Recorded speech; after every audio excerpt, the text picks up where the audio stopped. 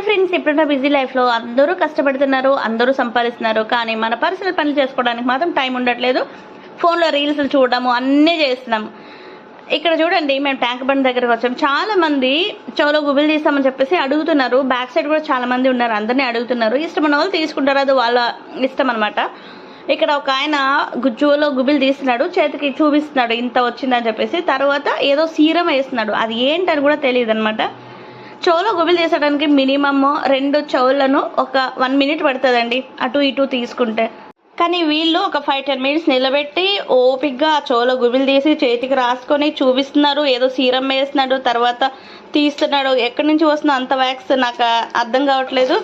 కానీ ఒక 15 లేదా 30 ఎంతో కొంత అడుగుతారు.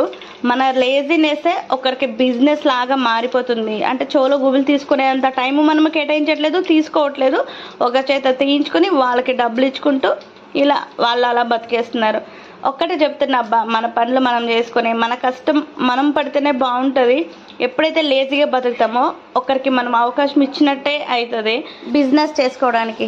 అయినా నాకెందుకులేండి, తీసే వాళ్ళకి లేని బాధ, తీయించుకునే వాళ్ళకి లేని బాధ మధ్యలో నాకెందుకు చెప్పండి. మీకెందుకు అన్నప్పుడు వీడియో ఎందుకు తీసారని మాత్రం అనకండి. కానీ ఎంత లేజీగా బతుకుతున్నామో ఇప్పుడు అనేసి అదే అలవాటు పిల్లలు కూడా వస్తుంది.